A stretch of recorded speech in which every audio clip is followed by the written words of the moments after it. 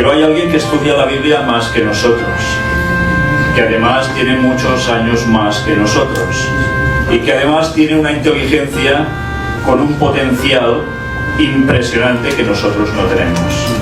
Y es alguien que ha estado al lado de Dios mismo y sabe cómo hace las cosas Dios. Y ese es Satanás. Y Satanás, que estudia la Biblia como nadie, para nuestra vergüenza sobre todo lo digo. Pero bien, algunos dirán, bueno, esto lo especulas tú. Vamos a ver lo de hoy y la próxima vez que tratemos este tema aún quedará más claro. Satanás sabe que le queda poco tiempo. Vamos a textos bíblicos, Apocalipsis 12:12. Por lo cual alegraos cielos y los que moráis en ellos. Ay de los moradores de la tierra y del mar, porque el diablo ha descendido a vosotros con gran ira, sabiendo que tiene poco tiempo. Y esto es un Apocalipsis, lo escribe Juan. Faltaban 2000 años prácticamente para llegar a nuestra época, pero el diablo ya sabía que le quedaba poco tiempo. ¿Y por qué sabe que le queda poco tiempo? Pues por algo lo sabe, ¿no? ¿De dónde lo saca él esto? Pues de la propia Escritura. El espíritu de profecía también lo reafirma. Ellen White escribe al respecto, inspirada por Dios, de un modo rotundo sobre esta cuestión. Fijaos lo que nos dice aquí. Vamos a leer toda la imagen para centrarnos un poco en todo esto. Está extraído del libro Joyas de los Testimonios, tomo 3, página 284. Y nos dice esto. No todo el mundo ha tomado posiciones con el enemigo y contra Dios. No todos se han vuelto desleales. Queda un remanente que permanece fiel a Dios, porque Juan escribe: aquí está la paciencia de los santos, aquí están los que guardan los mandamientos de Dios y la fe en Jesús. Muy pronto, una furiosa batalla contra los que sirven a Dios será entablada por aquellos que no le sirven. Muy pronto, todo lo que es susceptible de ser removido lo será, de modo que solo lo inquebrantable subsista. Está describiendo algo que era futuro Ellen White en su tiempo. En 1800 y pico, no llegó a 1900, sus últimos escritos de 1914, murió en 1915, y ahora nos dice esto. Satanás estudia la Biblia con cuidado. Sabe que le queda poco tiempo y procura en todo punto contrarrestar la obra que el Señor está haciendo sobre esta tierra. No se queda quieto, sabe que le queda poco tiempo y sabe lo que va a hacer el pueblo de Dios, inspirado por Dios, motivado por el Espíritu Santo. ¿Y él qué va a hacer? ¿Se quedará tranquilito, quietecito? Va a intentar contrarrestar en cada punto que pueda. Por eso el avance de la predicación final del mensaje del cuarto ángel no va a ser nada fácil ni sencilla. Las trabas vendrán por todos los medios, como está siendo, y aún será más. Es imposible dar una idea de lo que experimentará el pueblo de Dios que viva en la tierra cuando se combinen la manifestación de la gloria de Dios y la repetición de las persecuciones pasadas. Fijaos, la cosa no será solo que te persigan, sino que además habrá manifestación de la gloria de Dios. El mensaje será dado con gran poder, manifestaciones impresionantes. Andará en la luz que emana del trono de Dios. Por medio de los ángeles, las comunicaciones entre el cielo y la tierra serán mantenidas.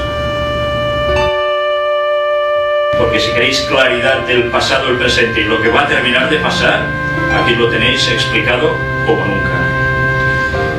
En el capítulo 32 nos dice esto. La gran controversia entre Cristo y Satanás, sostenida desde hace cerca de 6000 años, está por terminar.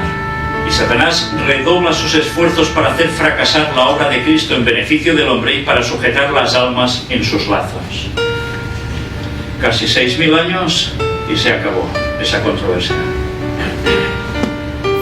No, es figurativo, es más o menos. Ya vimos que de esto nada de nada. ¿Y por qué ella habla tantas veces de esto? Escribió sobre los 2000 años, sobre los 4000 años y sobre los 6000 años. Y además sobre el milenio, lo que viene después. Por lo tanto, Satanás también lo sabe. No solo lo sabe por la Biblia, lo sabe porque la inspiración de Ellen White como profetisa de Dios también lo describe de un modo clarísimo. Lo sabe por todos lados que son 6.000 años y esto se acaba. Bien, pues vamos a proseguir donde lo dejamos, en los 4.000 años. Vamos a ver esas citas de Linguay que seguirán aportándonos más detalles, porque claro, cuando ya empezamos a decir si son 6.000 años exactos y la Biblia nos lo está diciendo de arriba abajo, quizás nos hemos de plantear algunas cosas ya. Habría sido una humillación casi infinita para el Hijo de Dios revestirse de la naturaleza humana, aun cuando Adán poseía la inocencia del Edén. Pero Jesús aceptó la humanidad cuando la especie se hallaba debilitada por 4.000 años de pecado. 4.000 años de pecado y Jesús cogió esa naturaleza. Durante 4.000 años, la familia humana había estado perdiendo fuerza física y mental, así como valor moral, y Cristo tomó sobre sí las flaquezas de la humanidad degenerada. Únicamente así podría rescatar al hombre de las profundidades de su degradación. 4.000 años. Satanás indujo a los hombres a pecar, y el plan de la redención fue puesto en práctica. Durante 4.000 años, Cristo estuvo obrando para elevar al hombre, y Satanás para arruinarlo y degradarlo. Y el universo celestial lo contempló todo. ¿Dónde nos está ubicando? En la primera venida de Jesús, Satanás había tenido tanto éxito en engañar a los ángeles de Dios y en la caída del noble Adán, que pensó que tendría éxito en vencer a Cristo en su humillación. Contempló con gozo placentero el resultado de sus tentaciones y el aumento del pecado en las continuas transgresiones de la ley de Dios por más de 4.000 años. ¿Por más de 4.000 años? Más de 4.000 años de transgresiones, porque los ángeles pecaron antes de la humanidad. Tengamos eso presente. Las cosas deben estar en su marco ideal, el que le pertoca, no el que nosotros podemos inventar. Él, Cristo, puso fin a los sacrificios que por 4.000 años habían ofrecido. Vemos dónde nos va situando, Y ahora citas de Linguay sobre los 2.000 años, que también las hay. Satanás está haciendo activamente sus planes para el posterior gran conflicto, en el que todos tomarán posiciones. Después que el Evangelio se ha venido proclamando en el mundo durante casi 2.000 años, cuando escribe ella, Satanás presenta todavía a los hombres y mujeres la misma escena que presentó a Cristo. En forma prodigiosa despliega ante ellos los reinos de este mundo en su gloria. Los promete a todos los que quieran postrarse y adorarle. Así trata de poner a los hombres bajo su dominio. 2.000 años de proclamación. La oración de Cristo no es solo en favor de los que ahora son sus discípulos, sino de todos los que crean en Jesús por medio de la palabra de sus discípulos hasta el fin del mundo. Jesús estaba por entregar su vida para sacar a la luz la vida en la inmortalidad. Cristo, en medio de sus sufrimientos y del rechazo de que es objeto todos los días por parte de los hombres, observa a través de 2.000 años a su iglesia que existirá en los días finales antes del fin de la historia de la tierra. Y algunos dicen, uy, Jesús, a saber cuándo vendrá. ¿Cuántos años faltan aún? Quizás cientos de años. Quizá pueden pasar hasta 500 años. Sí, a mí hay personas que me lo han dicho, incluso pastores. ¿Eso cuadra con la palabra de Dios, con el espíritu de profecía? No cuadra. Satanás está trazando sus planes diligentemente para el último gran conflicto, cuando todos han de definir su posición. Después que el Evangelio ha recorrido casi 2.000 años de historia, Satanás presentará a los hombres y las mujeres la misma escena que presentó a Cristo. En un maravilloso panorama, hará que los reinos de este mundo pasen su gloria ante ellos. Desplegará ante la extasiada vista de ellos los reinos de este mundo en toda su gloria. Y les dirá que aquellas son solo muestras de lo que es su reino. ¿Pero lo son? No, no lo son. Una vez más, 2000 años. 4 y 2, ¿cuánto suman? Esto es que lo sabe hasta el niñito más pequeño prácticamente, ¿verdad? Hace casi 2000 años, escribe Lenguay en su momento, se oyó en el cielo una voz de significado misterioso que partiendo del trono de Dios decía: he aquí yo vengo. Sacrificio y ofrenda no los quisiste, empero un cuerpo me has preparado. He aquí yo vengo, en el rollo del libro está escrito de mí, para hacer, oh Dios, tu voluntad. En estas palabras se anunció el cumplimiento del propósito que había estado oculto desde las edades eternas. Cristo estaba por visitar nuestro mundo y encarnarse. Él dice: un cuerpo me has preparado. Si hubiese aparecido con la gloria que tenía con el Padre antes que el mundo fuese, no podríamos haber soportado la luz de su presencia. A fin de que pudiésemos contemplarla y no ser destruidos, la manifestación de su gloria fue velada. Su divinidad fue cubierta de humanidad. La gloria invisible tomó forma humana visible. 2000 años. Y ahora os leo este texto. Empero del día y la hora nadie sabe, ni aun los ángeles de los cielos, sino mi Padre solo. Mateo 24:36. Y aquí es donde la gente se va a agarrar como un clavo ardiendo para decir que no sabremos el momento del retorno de Cristo. Hoy vamos a leer un capítulo donde Elena White habla precisamente de esto. Y vamos a ver qué explicación nos da, que muchas veces no nos hemos dado ni cuenta, y otros, por desgracia, no quieren saber. Porque nosotros veremos si estábamos aplicando bien estas palabras o estábamos confundidos. El conflicto de los siglos. Lo que enseñó el apóstol Pablo sobre la segunda venida de Cristo. El apóstol Pablo advirtió a la iglesia que no debía esperar la venida de Cristo en tiempo de él. ¿Qué? ¿Os dais cuenta de esto? ¿Habíais caído en este detalle? A veces pensamos, no, Pablo ya creía que venía en sus días. No. El apóstol Pablo advirtió a la iglesia que no debía esperar la venida de Cristo en tiempo de él. Y aún no esperando que fuera en su tiempo, el apóstol Pablo dejó de hacer el trabajo misionero. No. ¿Por qué? Porque él esperaba este momento como una realidad. Sabía que eso sucedería. Y mientras, ¿qué iba a hacer? Quedarse, pues como no lo voy a ver yo, hago la vida como cualquier otro. Esas excusas sirven solo para los que no quieren andar en los caminos de Dios. Sabiendo que no vendría en su tiempo, él siguió trabajando hasta el final. Por eso no podemos buscarnos excusas en este sentido. Ese día, dijo, no puede venir sin que haya venido primero la apostasía y sin que haya sido revelado el hombre de pecado. Esto siempre lo enmarcamos al principio del papado, pero una vez más, profecías de doble cumplimiento. Habrá venido primero la apostasía y después se va a revelar el papado en todo su poder, que va a acontecer en breve.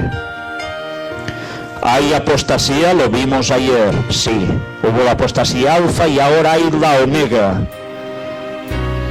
¿Por qué? Porque el hombre de papado ya se está manifestando y dentro de poco dará el golpe certero y estará en pleno poder.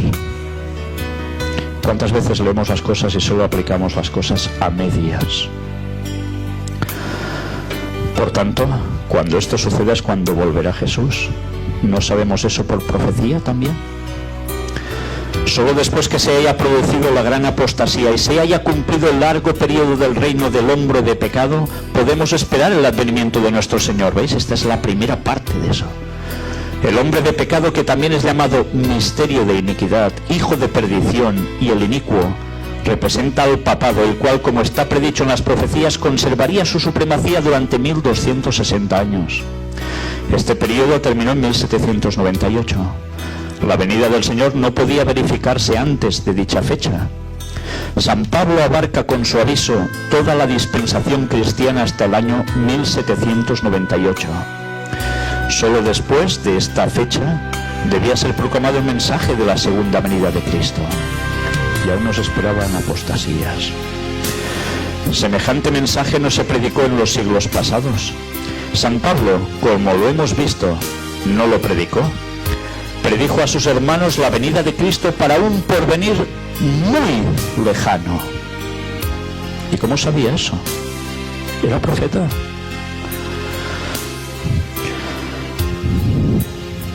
Los reformadores no lo proclamaron tampoco. A veces pensamos que ellos, ellos ya proclamaban que... No, ellos tampoco. Martín Lutero fijó la fecha del juicio para cerca de 300 años después de su época. Pero desde 1798 el libro de Daniel ha sido desellado. La ciencia de las profecías ha aumentado y muchos han proclamado el solemne mensaje del juicio cercano. ¿Cuántas veces, a veces nos creamos esos conceptos mentales? Sí, ya ellos predicaban la segunda venida de Jesús para su tiempo. No. ¿Y por qué sabían que no era en su tiempo? Pues porque aquí estaba escrito que no sería en su tiempo. La proclamación de una fecha determinada para la venida de Cristo suscitó gran oposición por parte de muchas personas de todas las clases, desde el pastor hasta el pecador más vicioso y atrevido. Son los tiempos de Lenguay, ¿lo recordáis? 1840 aproximadamente. En los postrimeros días vendrán burladores andando según sus propias concupiscencias. Así se cumplieron esas palabras de la profecía que decían esto. Y diciendo, ¿dónde está la promesa de su advenimiento? En sus tiempos ya se cumplió también esto, porque desde el día en que los padres durmieron, todas las cosas permanecen así como desde el principio de la creación. Ya hubo esa reacción, la historia siempre se repite. Muchos que profesaban amar al Salvador declaraban que no se oponían a la doctrina del segundo advenimiento, sino tan solo a que se le fijara una fecha. Pero el ojo escrutador de Dios leía en sus corazones. En realidad lo que había era que no querían oír decir que Cristo estaba por venir para juzgar al mundo en justicia. Eso es lo que no querían. Pero claro, eso se disimulaba con otras cosas, Habían sido siervos infieles. Sus obras no hubieran podido soportar la inspección de Dios que escudriña los corazones, y temían comparecer ante su Señor. Como los judíos en tiempo del primer advenimiento de Cristo no estaban preparados para dar la bienvenida a Jesús.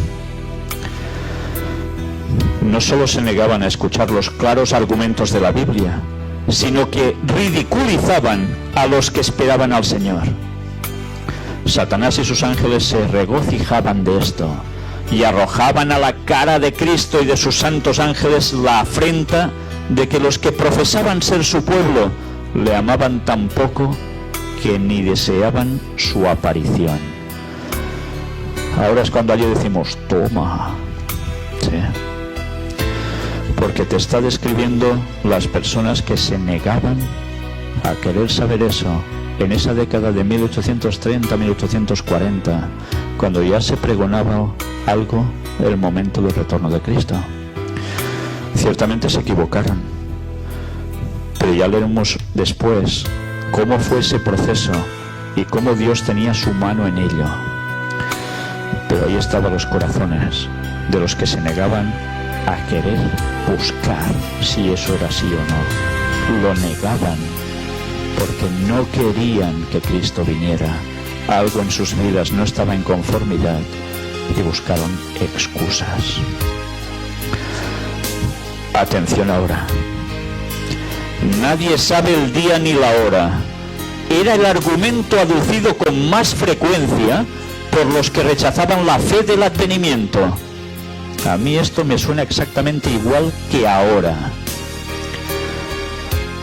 El pasaje bíblico dice, y ahora leamos bien, hermanos, pero del día y hora nadie sabe, ni aun los ángeles de los cielos, sino mi Padre solo.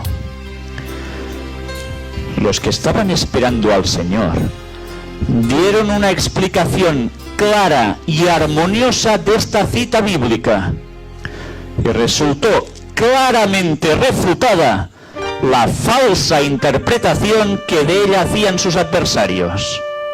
¡Toma! Esas palabras fueron pronunciadas por Cristo en la memorable conversación que tuvo con sus discípulos en el Monte de los Olivos, después de haber salido del templo por última vez. Los discípulos habían preguntado: ¿qué señal habrá de tu venida del fin del mundo? Jesús les dio las señales y les dijo: cuando viereis todas estas cosas, sabed que está cercano, a las puertas. ¿Tenemos también señales nosotros? Claro que sí. ¿Y debemos seguirlas o no? Claro que sí.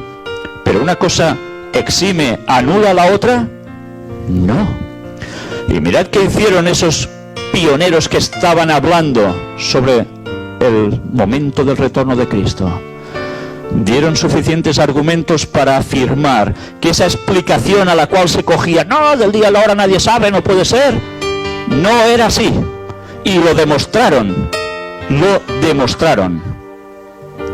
Eso lo hemos leído toda la vida. ¿Nos habíamos dado cuenta de eso? Pues estaba en el conflicto de los siglos. Un tesoro que hemos visto solo por su superficie. Aún no le habíamos abierto la tapa a ese tesoro, donde está el gran valor. Mirad ahora que sigue diciendo: no debe interpretarse una declaración del Salvador en forma que venga a anular otra, aunque nadie sepa el día ni la hora de su venida. Se nos exhorta y se requiere de nosotros que sepamos cuándo está cerca. Se nos enseña además que menospreciar su aviso y negarse a averiguar cuándo su advenimiento esté cercano será tan fatal para nosotros como lo fue para los que, viviendo en días de Noé, no supieron cuándo vendría el diluvio. Una vez más nos remite a un juicio, a una destrucción. No sabían los antediluvianos, porque Noé sí lo sabía, que se daría 120 años de historia a la humanidad hasta el momento del diluvio. Claro que lo sabía. ¿Y vosotros creéis que Noé, sabiendo esto, no le advertía a la gente? Si vosotros supierais el año en que Cristo vuelve, ¿os lo ibais a callar? Sería una responsabilidad tremenda. Pues Noé lo sabía y Noé lo anunció, pero la gente aún y así, ¿cómo va a ser eso? Lo mismo sucede ahora. Como en los días de Noé, así será la venida del Hijo del Hombre. La historia se va a repetir, y eso ya no es futuro, está siendo presente. Y la parábola del mismo capítulo, que pone en contraste al siervo fiel y al malo, y que señala la suerte de aquel que dice en su corazón: mi Señor se tarda en venir, enseña cómo considerará y recompensará Cristo a los que encuentre velando y proclamando su venida, y a los que la nieguen. Cara y cruz, Velad pues, dice y añade: bienaventurado aquel siervo al cual, cuando su Señor viniere, le hallaré haciendo así. Y si no velares, vendré a ti como ladrón, y no sabrás en qué hora vendré a ti. O sea que si velares, sí sabrás. San Pablo habla de una clase de personas para quienes la aparición del Señor vendrá sin que la hayan esperado. Como ladrón en la noche, así viene el día del Señor. Cuando los hombres estén diciendo paz y seguridad, entonces vendrá sobre ellos destrucción de repente y no escaparán. Y me gustaría que os dedicaseis durante un tiempo también a escribir en internet paz y seguridad, y veréis qué relación de personas de altos niveles están hablando sobre paz y seguridad. ¿Qué indica eso? Y aún se hablará más. Aún se hablará más, y tiene que ver también con Israel. Cuando eso suceda finalmente, todos paz y seguridad. Y entonces vendrá destrucción repentina y no escaparán. Pero agrega también, refiriéndose a los que han tomado en cuenta la amonestación del Salvador: mas vosotros, hermanos, no estáis en tinieblas para que aquel día os sobrecoja como ladrón, porque todos vosotros sois hijos de la luz e hijos del día. No somos de la noche ni de las tinieblas. Así quedó demostrado que las Sagradas Escrituras no autorizan a los hombres a permanecer ignorantes con respecto a la proximidad de la venida de Cristo. Pero los que no buscaban más que un pretexto para rechazar la verdad, cerraron sus oídos a esta explicación, y las palabras «pero del día y la hora nadie sabe» seguían siendo repetidas por los atrevidos escarnecedores y hasta por los que profesaban ser ministros de Cristo. Y os digo que actualmente sigue siendo así. Otra vez, la historia se repite. Es igual, podrás argumentar tema tras tema, hora tras hora, escrito tras escrito, de aquí y del espíritu de profecía. Es igual. Del día y la hora no se sabe. Nos lo está diciendo ella, nos lo está diciendo Víctor San Vicens. Cuando la gente se despertaba y empezaba a inquirir el camino de la salvación, los maestros en religión se interponían entre ellos y la verdad, tratando de tranquilizar sus temores con falsas interpretaciones de la palabra de Dios. Los atalayas infieles colaboraban en la obra del gran engañador. Los atalayas infieles.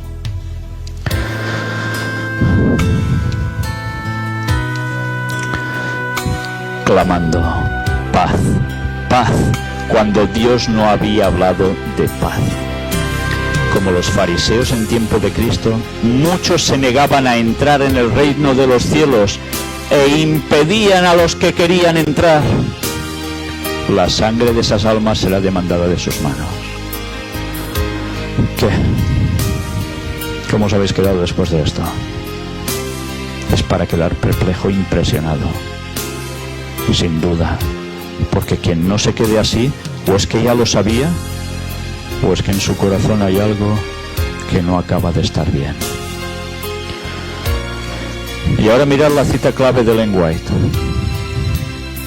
En el conflicto de los siglos. Antes os había hablado de quiasmos, ¿verdad?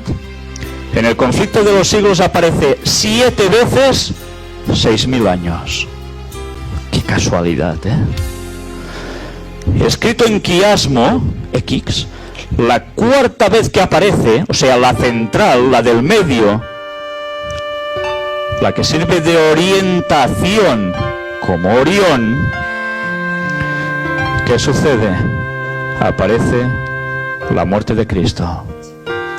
Dios reivindica su ley pisoteada por la cual murió Jesús, justo en la del medio. ¿Qué nos quería decir con eso? Nos estaba dando el punto de partida clave para saber determinar esos 6.000 años y el momento del retorno de Cristo. Y este libro lo tenéis todos, ¿verdad que sí? El conflicto de los siglos. ¿Cuántas veces hemos mirado este diagrama? Yo me lo miré por primera vez cuando tenía 7 años leyendo este libro.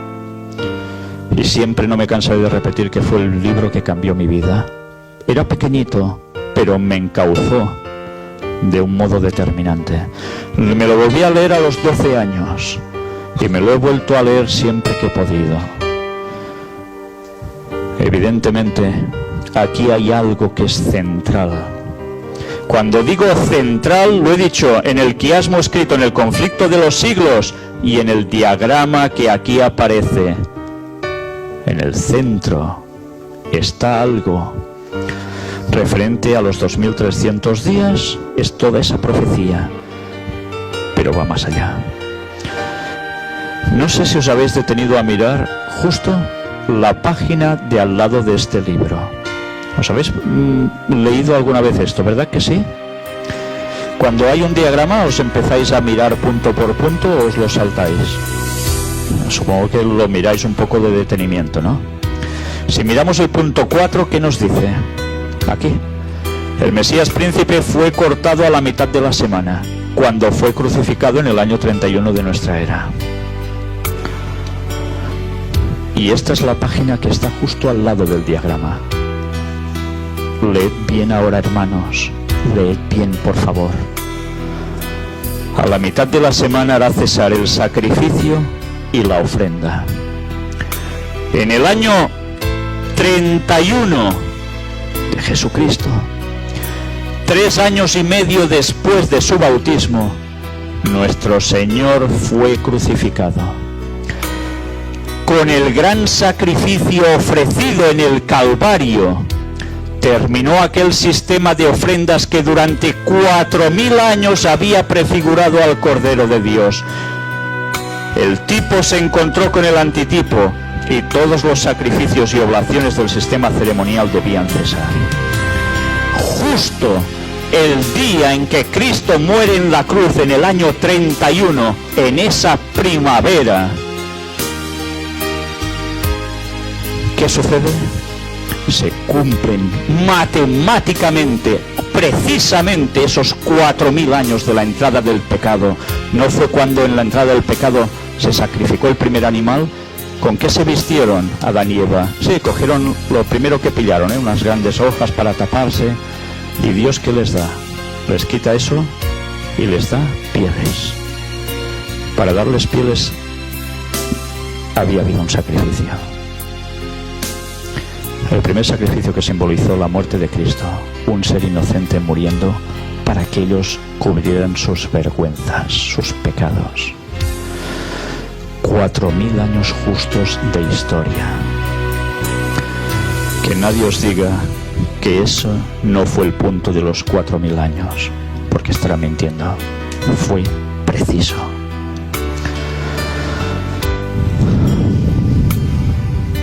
Un diagrama. Entrada del pecado en Edén. Pasan 4000 años y justo en el año 31 de la era cristiana hay la crucifixión de Cristo. Si son 6000 años, faltaban 2000 años más. Si en el año 31 habían pasado 4000 años más 2000, hay que ser un Einstein para saber el resultado. ¿Cuándo será la venida de Jesús? ¿Lo está diciendo Víctor San Vicens? No, hermanos. Yo estoy diciendo lo que escrito está en la palabra de Dios y en los escritos de Ellen White. Ojalá nos demos cuenta de todo esto.